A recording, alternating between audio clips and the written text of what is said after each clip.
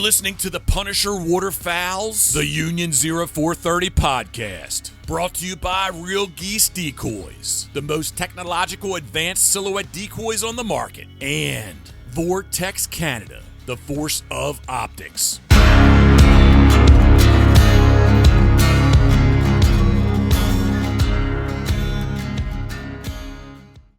Hey, everybody. Welcome back to Union 0430, episode 121, and fresh back from Prince Edward Island, Canada. We've got the unofficial sixth member of the Union. Can I correct you? Yeah. It's 122. Oh, 122. Yeah, oh. Man. I'm here for you. I'm here for you to keep you. Thanks, buddy. Thanks. 100%. You, I don't know. I would just give you the peace sign, man. It's 122. 122. Awesome. Thanks. So yeah, everybody that's counting 122.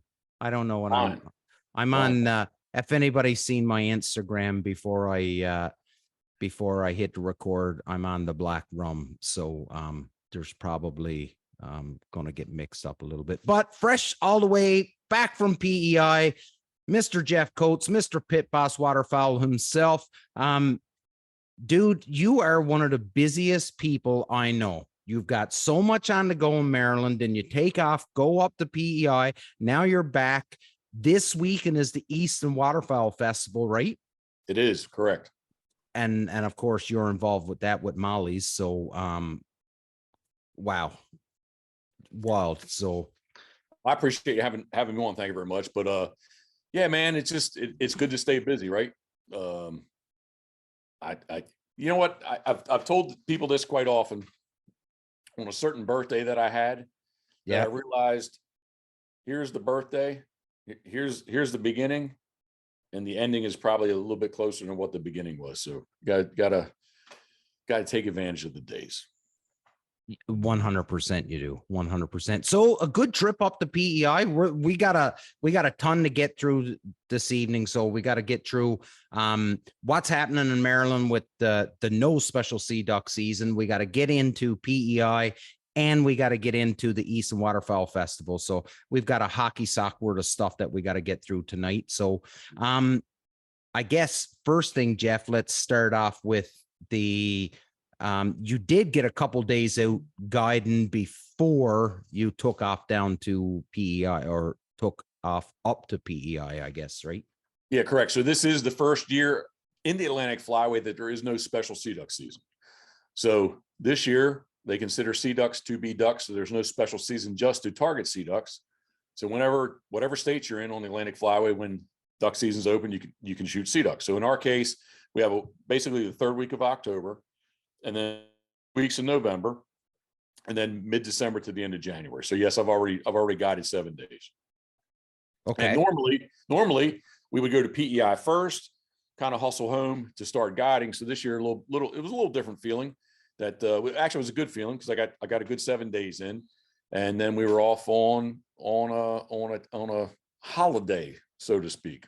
So, well, you know me, and we were following along on social media. An amazing holiday by all accounts. It looked like it. I was following. It was pretty cool because I get to follow both of you, right? I was following Karen and I was following you, so I was seeing the things that you were doing when you were off with Geoff and the boys, and then I was seeing all the stuff that Karen was doing when she had the dogs and Duker and everything like that. So, and going on her walk. So it was pretty cool. I got to see both sides of it, and then of course you guys got out hunting together and all that stuff too. But it looked like a fabulous trip. I'm not gonna lie, I was a little bit jealous that I wasn't there. But Unit 19 was empty, man. Nobody was in it. No, you're just adding salt to the wound right now. So speaking of that, honestly, like, the Hurricane Fiona, supposedly that's the lowest millibar storm ever to hit Canada. Okay. And for instance, it was very devastating, especially on the north shore of the island. It was very, my words are devastating. Karen agreed with me. Just there's trees down everywhere. They'll have firewood forever. There's that. I mean, Wow. it's just trees and trees and trees and trees down. Shaw's was without power for 12 days. We Yeah. weren't sure. We weren't sure we were going to get there.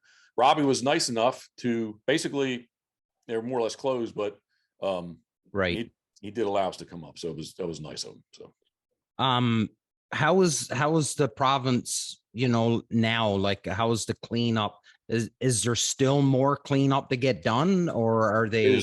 There was places that looked like the tree fell over yesterday, and it's been maybe Really? 5 weeks. Yeah. So one of Jeff's good friends, Corey, actually, he's got a service where he is taking trees. He's got this, I don't know if it's a skid loader, whatever he's using to remove trees. And Yeah. like, he'll be at a job and the neighbor comes over and say, hey, can you catch me too? And he's like, yeah, maybe in 2 weeks, kind of thing. Right. So Wow. as soon as we came in on the island in the dark, and Mhm. instantly you can see it at road's edge, just piles of everybody cuts everything and sets it at the edge of the road for it to get picked up. And it was, especially once we got daylight, we're like, wow, this is, so where we stay, right? We stayed there was easily on between us and the beat, or between us and the lane, I could count easily without having to look hard. I could count 9 stumps that were there. That's how I'm right around our cottage. Wow. So it was pretty crazy. And like, Well, every place you went, it was like that. And Shaw's is right on the coast too, right? 100%. Like, so there was no hiding from the storm at all. Like, it was 100%. It was getting the full brunt of Fiona. Right. The airport's right up the road, right? Mhm. They peaked at 170 kilometers. That's insane, man, because I was telling you when we were chatting on the phone the other day, like, where I'm from, like, I've seen 120, 125 kilometers wind, which are pretty crazy. I could not imagine 170. I could not imagine it. That and what Jeff said, like, the storm hit kind of overnight. He says he woke up and it's howling. And he's like, we got 10, 11, 12 hours more of this. And like, it didn't move fast. So like, it was just there. And it was just holding constant. up, eh? What's 92 kilometers an hour? What do you think that is? 92 is 55 miles an hour. That's pretty stout, right? Yeah. Karen looked when we left the other morning, when we went across the Confederation Bridge, there was a gust of 92 kilometers. Yeah. Yeah. Like, I'm driving and like, you could really feel it. Oh yeah, for sure. Yeah, that's 50. So 90 kilometers an hour is 55 miles an hour. All right. Well, she looked up on their, they have a kind of like a live cast of on the bridge, and it was 92. Coming back on, they were actually stopping trucks. I assumed to say, were they empty or were they full? But they were stopping. Right. They were stopping the trailers coming across. Wow. We left, but that had nothing to do with her, Fiona. Yeah. That was right. Just a good old blow. Yeah, and that's the thing. Like, not taking anything away from how devastating the storm is or anything like that.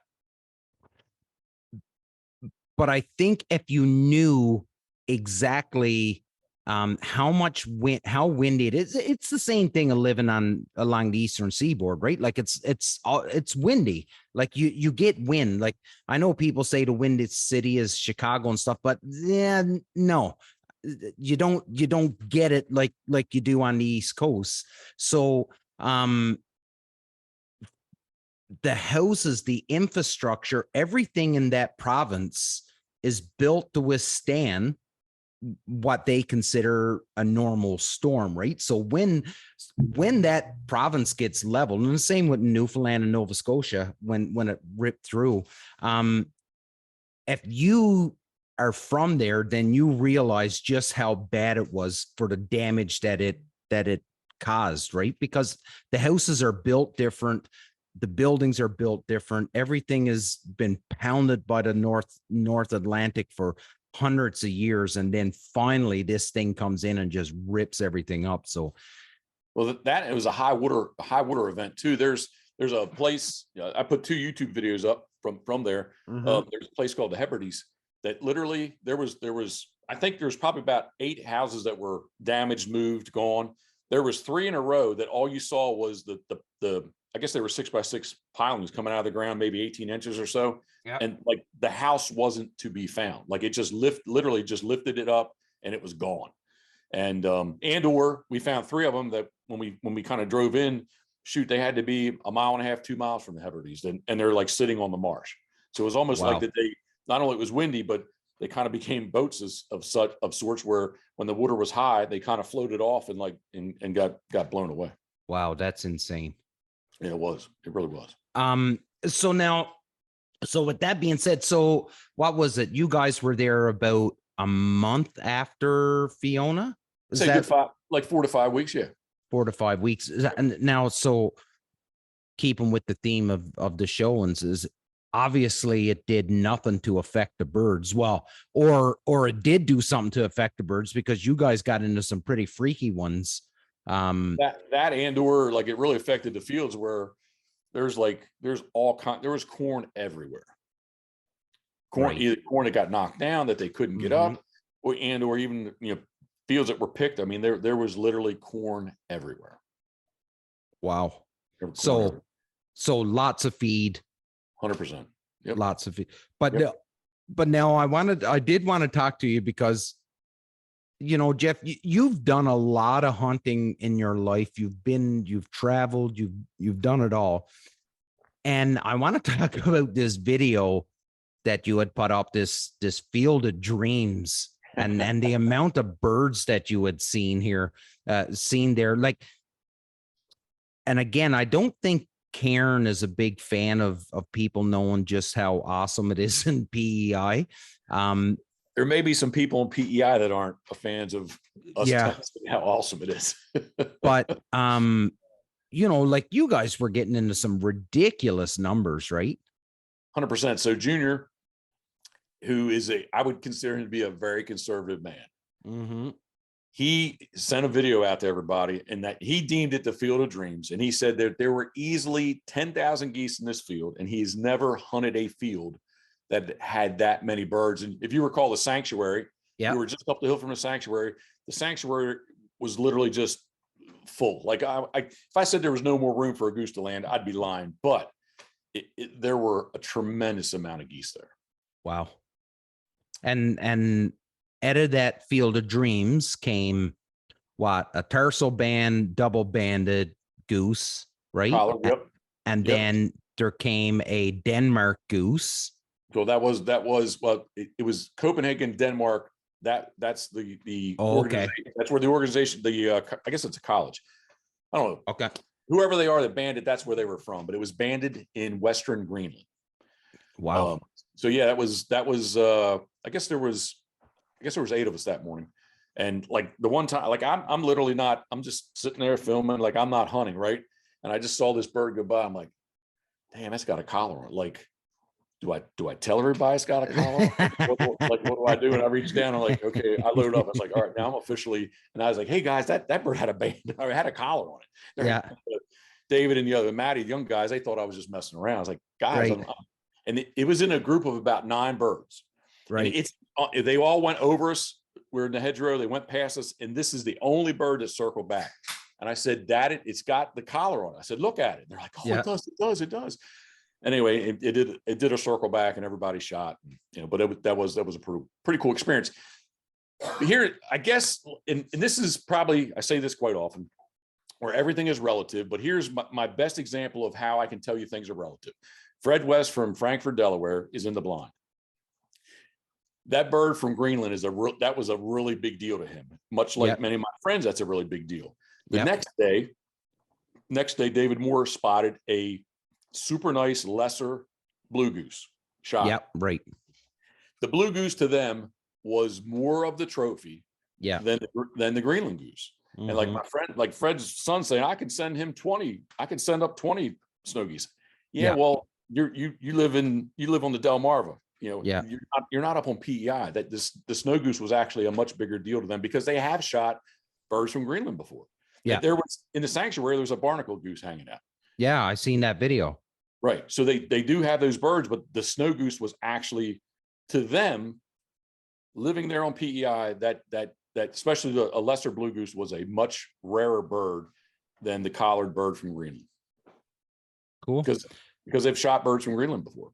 Hey, I got a question for you just to get off topic here. We were talking about it on the show last week, and we were talking about the bag limit in Maryland for Canada geese.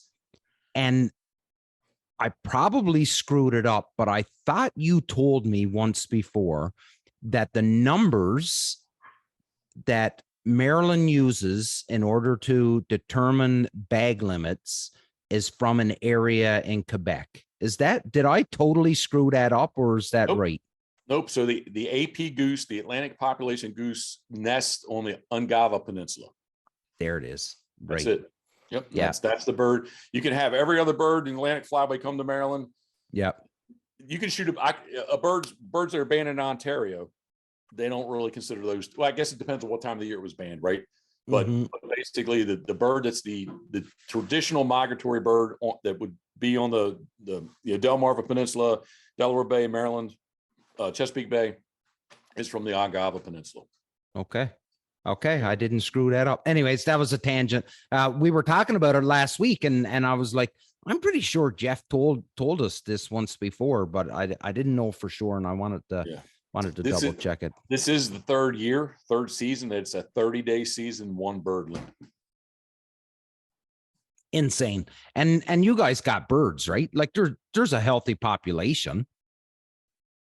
Well, just not of the Ungava Peninsula bird. Yeah, that's what I mean, right? Like yes. There's birds. There's Canada geese. Yes, there's Canada geese here, and that's kind of the grind or the rub to everybody is that, like, how can you tell us it's a 30-day season, one bird, where there's just Canada geese everywhere? Yeah.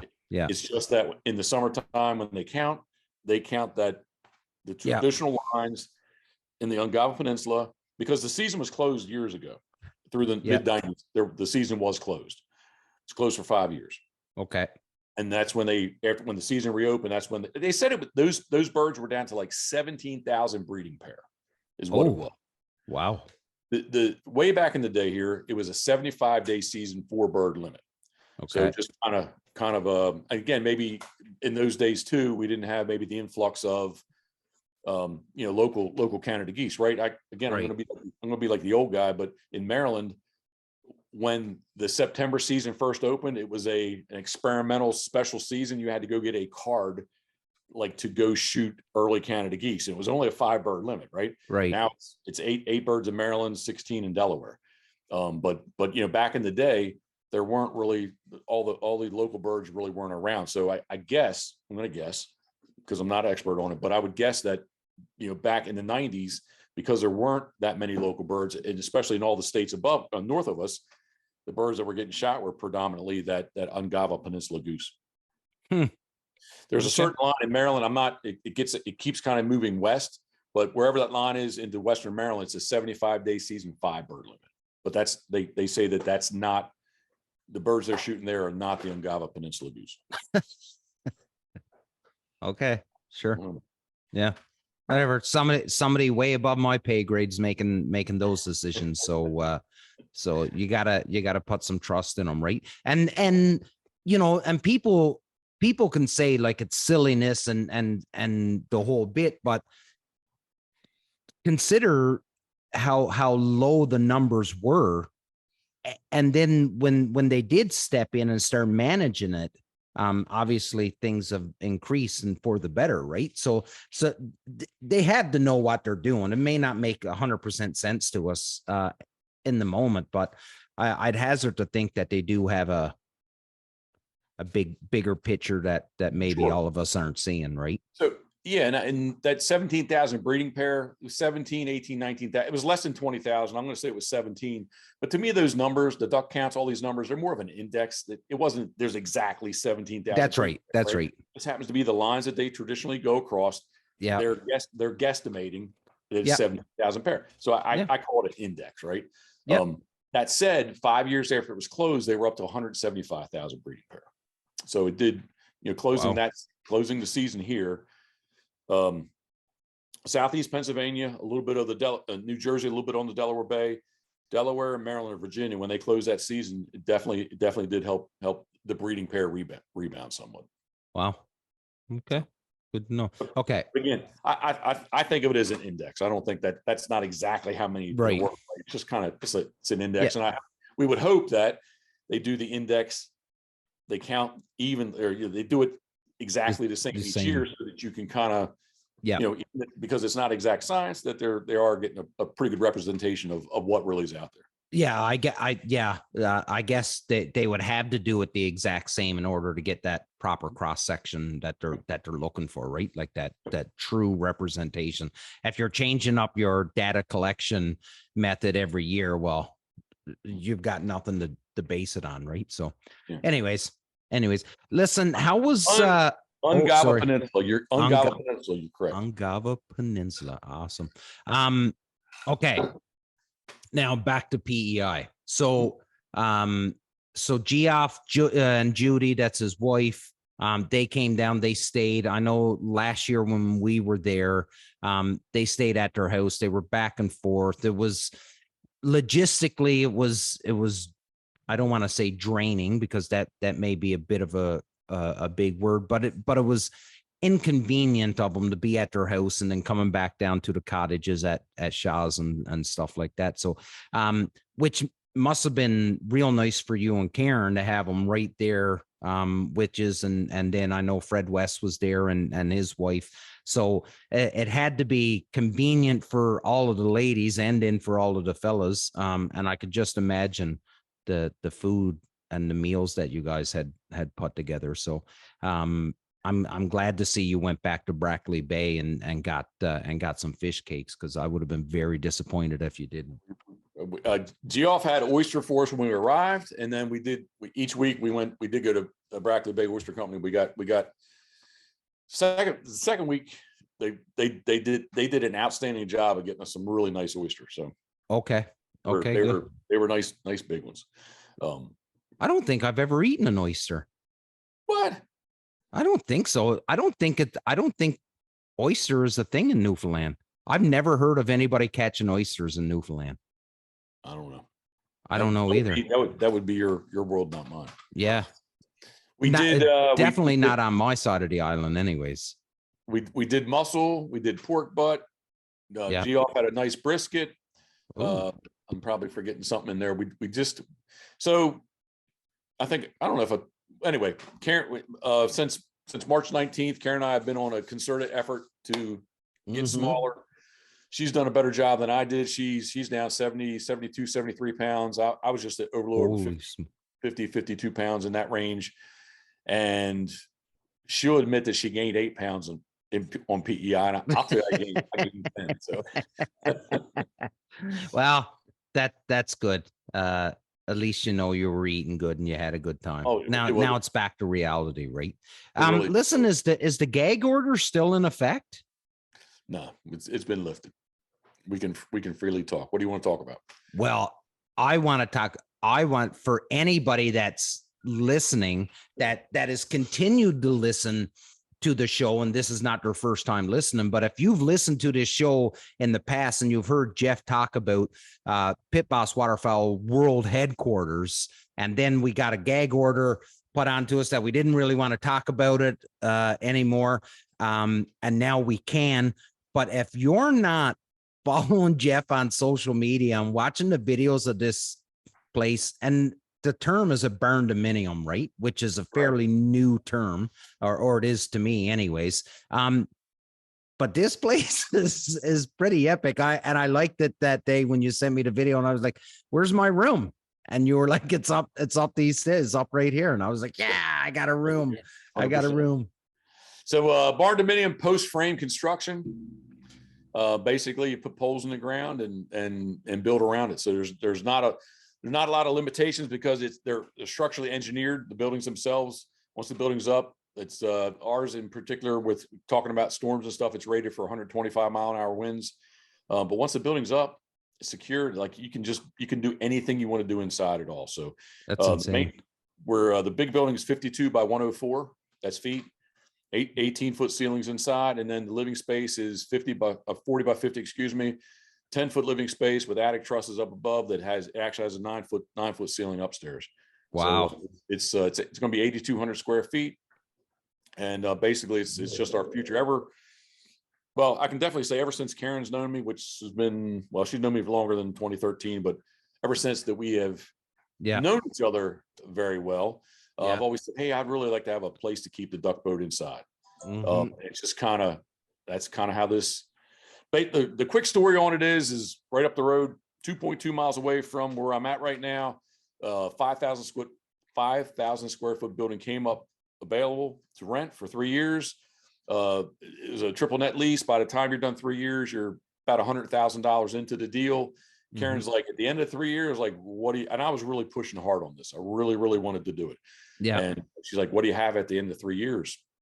You spent $100,000. What do you have? Nothing. Yeah. Says, you're moved in. Are you going to move out? You're going to move everything out that you, I was like, yeah, probably not. She says, they got you. She said, I would be on board. Let's go buy something. So then just turned it into this little crazy path of, looking for, this is all before COVID, where things, at least, land and property was sort of somewhat at a buyer's market. Yeah. Something like that. Yeah. But yeah, it's just, a good friend of our, Greg Steen, found us this lot. It has zero, it's subdivided, but it has zero restrictions on it. So where I'm at right now on I'm going to miss the name Pintail Drive because it's pretty cool. Of course. I'm going to miss the water. It's right behind me, but I am the redneck of Pintail Drive. I have way too much junk. I just have way too much of everything. And, over there, it's zoned agricultural, 3.5 acres, and basically kind of do whatever we want to do. So we've shot guns there, right? So I remember you telling me that you've seen wood duck over there, right? Yeah, my neighbor right across the street, he has 3 boxes that are jammed. He gets three clutches of wood ducks each year. That's awesome. That's awesome. So it's the future. It's us staying ahead of the curve. It's the future for us. So that's what it's all about. And it's going to make me, hopefully the plan is make me more productive with decoy carving. So I won't have the trailer anymore. So we'll kind of upgrade to a real shop, which I used to have years back. Yeah. Currently I don't. So that'll be a bonus, and it's just going to be the future for us. Well, and a bit more space. It's going to be more comfortable. And the beauty about it is that both of you have the say in how it's going, right? You're picking it, you're deciding how everything is. So, at the end of the day, it truly is yours and Karen's place because you've designed it, right? So 100%. It's been a really great project, and I told the story today. The electrician was there today doing some stuff, and he asked about what we're doing and all. I was like, well, it was this building. Then the building got a little bit bigger. And then Karen's like, well, I'd live there. So then this came out, but then it got a little bit bigger, and it got a little bit bigger. And it's just kind of that thing where it hasn't spiraled out of control, but it's definitely gotten, how about this? It's gotten more expensive. Yeah. Yeah. Unfortunate. That's an unfortunate side effect of it. Now, so correct me, but when you launched a boat, you always launch at what the hell is the name of the place? Well, I trailer the boat every day. Yeah, and you trailer it up to what's the name of the place? Ocean City. Oh, I was thinking, what's the name of that gas station you always go to? Oh, Royal Farms. Wawa, that's the one. Yeah. Okay. Yeah. So are you shorter distance now to the water, or? No, I'd say it's about the same because the building that started all this was literally 2.2 miles away. Now we're 7.8 miles away. So it's really not changing. Right. I was talking with Chicky today about it, and he's like, especially since I don't want to blame it on COVID, but definitely COVID is in our area has changed the mindset of how people work. The street is a peninsula. There's a court on the end.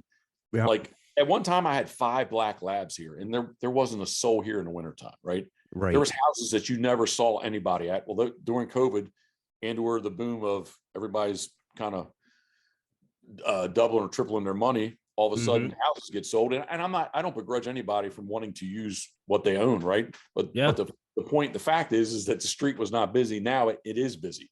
Yeah. And again, there's 3 houses on the court that are now verbos and are getting rented. So now there's people in and out. Right. And it's just much busier and much different than what it was.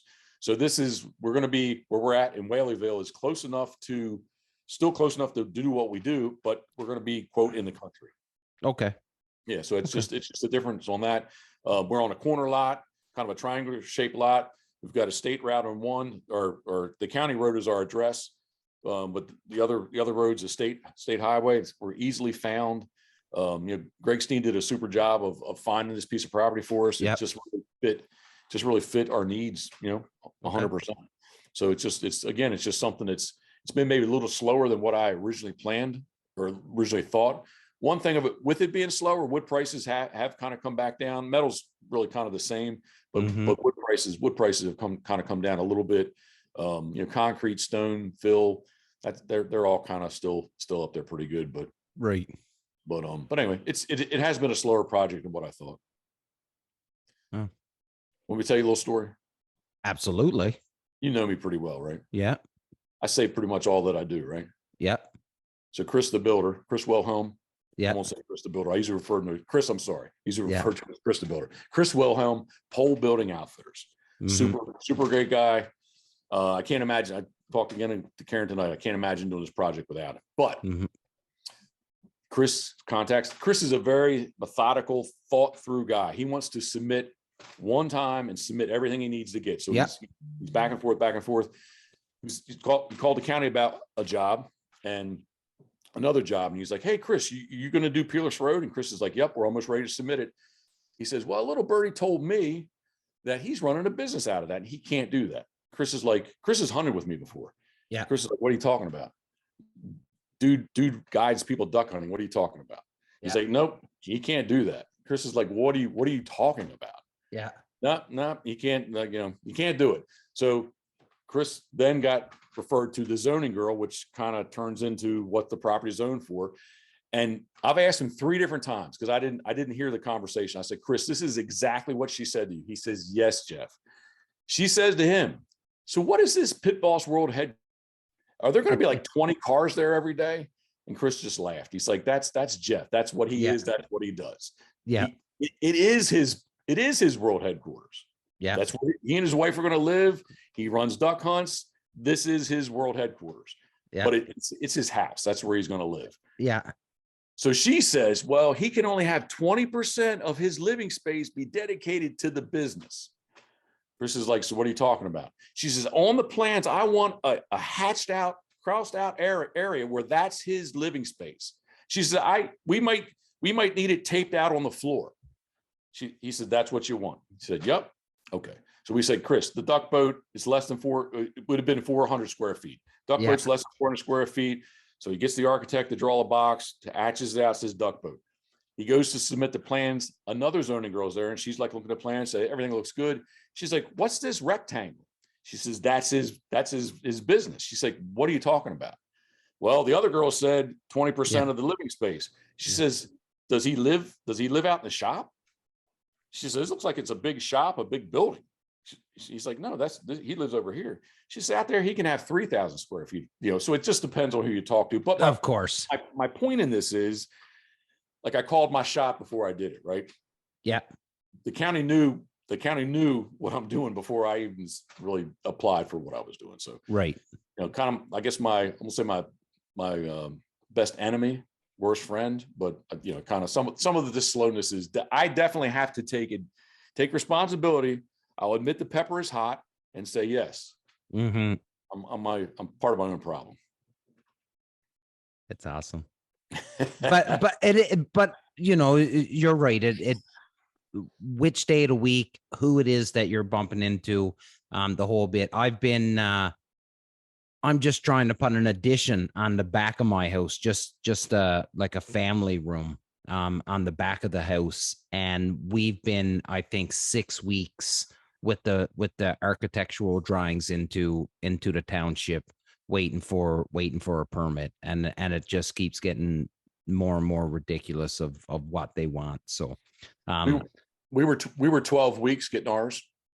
wow. Just over the state line. Chris does a lot in Delaware. Just over the state line in Fred West County of Sussex, Delaware. Mm-hmm. He said, Jeff, he said, I can send Nancy in there on a Friday at 4:05 p.m. Yeah. 4:28 p.m. that day, she's got a building permit in hand. He's like, yeah. What the fuck? Well, and that's the thing, like these guys, like they build relationships with the counties, right? So it's easy. Like when the zoning lady or person, whatever, when they know the person that's submitting the paperwork, and they're like, oh yeah, I have no doubt in my mind that this is on the up and up. Everything's good. Everything's been, all the I's have been dotted and T's have been crossed. Yeah, we're good. You know what I mean? Like there's a little bit of due diligence put in there, but at the end of the day, Chris probably has a great relationship with that lady, and therefore she doesn't really dick him around, right?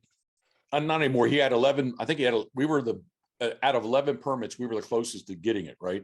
And at one point, he just kind of went down, had a meeting with him. It's like, well, basically, like what you're telling me is you don't want me to do business in Worcester County. That's what you're telling me, because I'm ready to go. I'm a legit business. We're on track to do 100 buildings this year. Like this isn't my first building that I've done. This is what we do. This is all that we do. Like, you're telling me you just don't want me to do business in Worcester County. I guess that's what you're telling me. And so anyway, after we got ours, Karen, I'm sorry, ours. He said on a Friday, one time then he had 9 more. He got 5 on a Friday all at once. So he's like, kind of everything kind of sorted itself out. But again, I do have to take responsibility that I was probably part of the problem before I was part of the problem. That's all good. At the end of the day, buddy, it's getting done. It looks fabulous. Thank you. I can't wait to come and see it in person and visit and the whole bit, because I'm sure the videos and the pictures that you send don't do it justice. But if you want to see something get framed, if you are people that are listening, if you are a fan of construction and watching houses and stuff get put together and how fast and efficient these contractors can be, you got to go check out this video of these guys putting those 2x4? Yeah, 2x4, right? By 16 feet. Yeah, 2x4 by 16 feet. Like, and I mean, going up the wall, like these two dudes, like it was insane. Spider monk. Yeah, like lemmings. Like it was insane. Okay. PBHQ out of the way. Easton. This kicks off tomorrow. It's a shame because we're recording the show tonight. Kicks off tomorrow. We won't put the show out until Monday, so that the festival's already over by that point. But what are you going to be doing? What's Molly's? Because I know Molly's plays a bit. They have a really big part into it. So what's your weekend looking like for the Easton Waterfowl Festival? So I'm sorry that I cannot tell you what the name of the storm is, but the storm that just hit Florida is going to give us a lot of rain tomorrow. So tomorrow in Easton is going to be very wet. Mm-hmm. That said, Molly's, so there's a sportsman. So if anybody doesn't know, it's waterfowlfestival.org is the webpage. Takes place in Easton, Maryland. It's the home of the World Goose Calling Championships, the World Live Duck Calling Championship. And it's been 55 years that they've had this festival. Back in the day, when goose numbers were good, goose season would just be starting this weekend. So the festival is kind of revolved around hunting. The whole town gets involved. They shut the downtown area. They shut down, kind of turns into a street festival, lots of seafood, lots of music.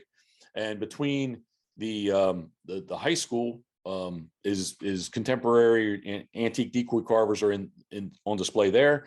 And then over to the Elks Lodge, there's kind of a sportsman's pavilion, a sportsman's midway outdoor venue where the show puts up 2 tents where you can go get a 10 by 10, a 10 by 20. Well, Molly's place, mymollys.com in Kennedyville, Maryland. Fuel your adventure right there at Molly's. They go and they put up a pop-up store where they put their own tent up, which is basically kind of as big as one of the other tents. And they get a lot of brand representatives there. They do a lot of sales. Mm-hmm. specials, and it's a really good weekend. Again, tomorrow's going to be wet, but Saturday looks to be a great day. There's they've got, I have not seen it yet, but I'm told that there's a new stage kind of in the midway where they're gonna have live music pretty much all weekend long. Oh, cool. The dock dogs and that kind of stuff's going on. There's a tank there where that's all going on. There's people cooking seafood. There's a beer garden, and it's just kind of like it's usually a super nice weather weekend. Unlike PEI, where every leaf was going off the trees from the storm, barren. Easton's going to have some pretty colors there, and it's a good weekend. And pretty much can't say that every brand name is represented there, but there's quite a few brand names that are represented there for sure. I would think so. And I believe you've told me this before, but it's all foot traffic, right? So so like you're not, if you're going, you're not going to drive your vehicle up to the display area or where the tents and that is. It's all public transit, buses. Well, once you buy a festival ticket, yeah, then that gives you access to the shuttle buses that run you to all the different venues. So there's stops everywhere from the high school, the Sportsman's Pavilion, Elks Lodge, then it goes downtown. Again, right by the City Hall, courthouse. Again, there's food vendors, open kind of a street fair kind of an atmosphere with music, and then there's another kind of a more of a retriever demonstration. Okay, there's a stop there for that, and then I believe the middle school as well as the elementary school also have venues. Okay. So what are you going to be doing? Like I know that you're going to be there with Molly's and being your vibrant self as usual, but like, what are you going to be doing? Is there any stage time for you? Are you guest speaking anything? No, there's not really that. It's not necessarily quite like that. Okay. But we are the big kickoff that I'm involved with Molly's is the Molly's Ultimate Waterfowlers giveaway. Right. Worth over $12,000. There's a Sea Duck Hunt with me. There's a bunch of different other brands that are giving quite a few dollars away, kind of thing, from a shot. If I can, you want me to say brands? Yeah, go for it, buddy. Go for it. So there's first off, there's a Molly's gift card of $1,500.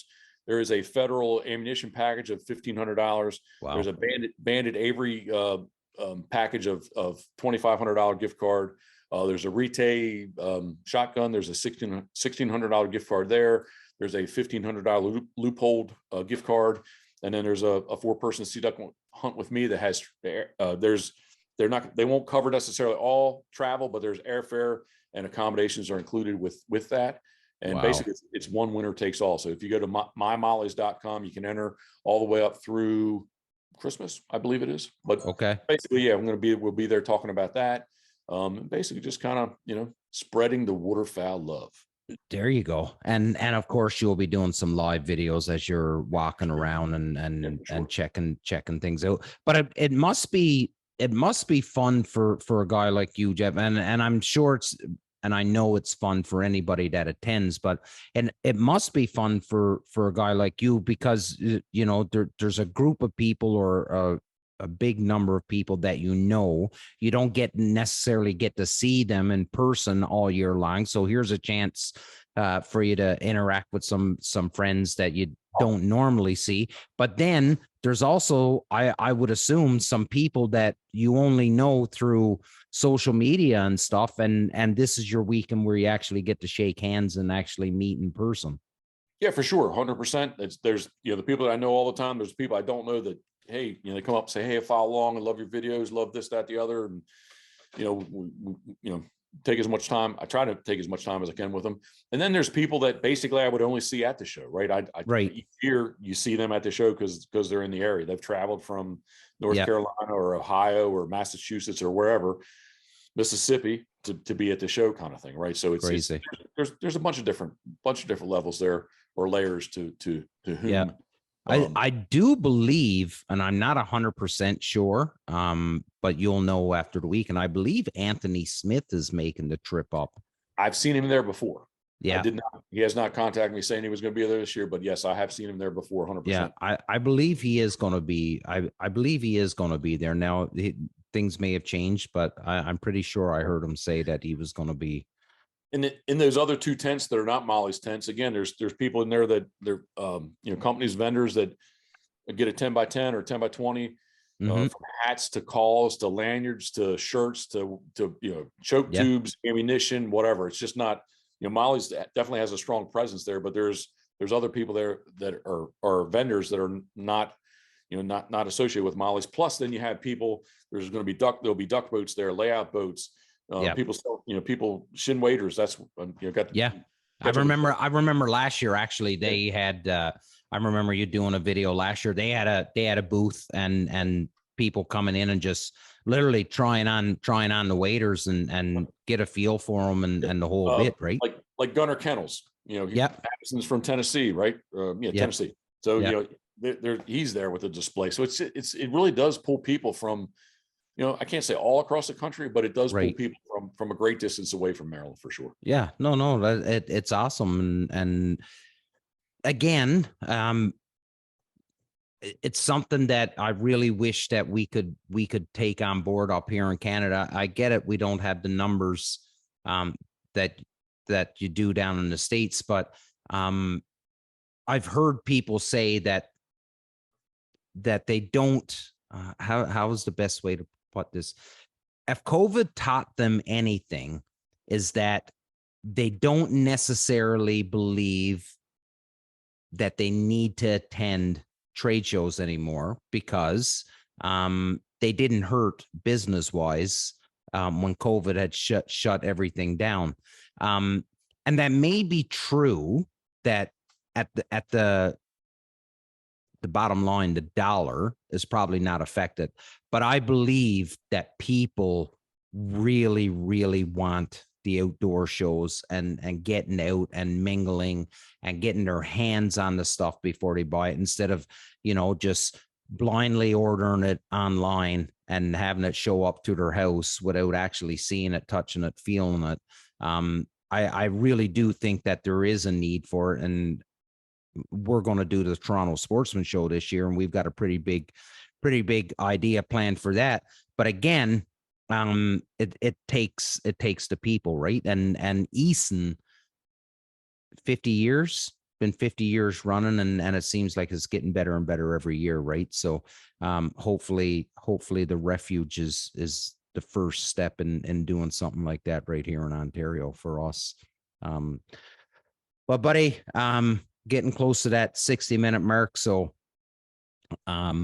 we'll tidy things up here. I would like to, we could go on, keep talking for forever, I'm sure, but we'll call it there and sit and save it for another day, because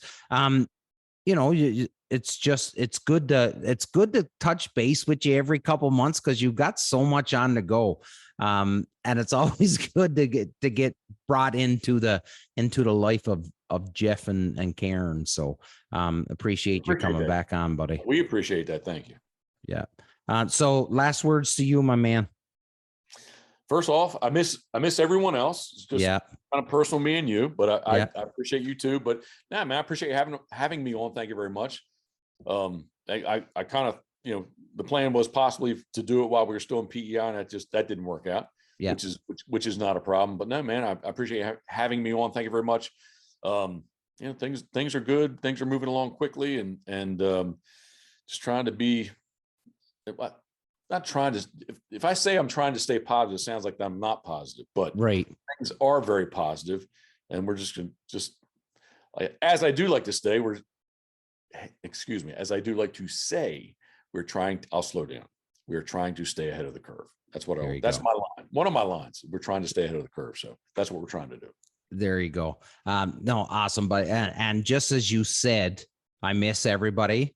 Ryan's trying to join right now. So and he's an hour. So he's an hour ahead. So I'm guessing he got something screwed up with the time zone. So, but Mark had a surprise visit from his parents today. So they showed up at his door today. So he was pretty happy to see his parents. They are in.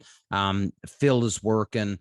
Ryan's just jumping in, trying to jump in right now, but we're almost finished. So, I will say this: as we drove across New Brunswick at Yeah. 1 a.m. Atlantic time, we did get to see the blood moon basically all the way to the border. Right. We got to the borders basically kind of when we lost it, but that was a cool sight to see. Yeah, that was cool. It was, and I mean, it was blood red too. It was right at the end for sure. Awesome.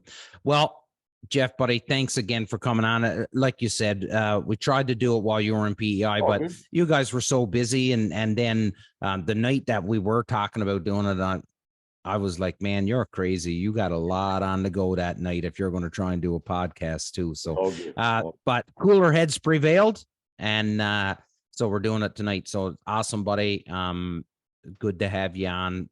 As always, love watching your content, love following along, and I look forward to our chats all the time. So, ladies and gentlemen, once again, the Union 0430, we are who we say we are. We will not pretend to be experts. Just a bunch of dudes that just love talking about bird hunting and whatever else with our good friends. Until next time, big love. Oh, this is a new thing that we're doing now. Thinking of you, we are. Thinking of you. Wait a minute. There we go. Yeah. Thinking of you, we are. Boom, boom. Boom, boom. There you go. Awesome.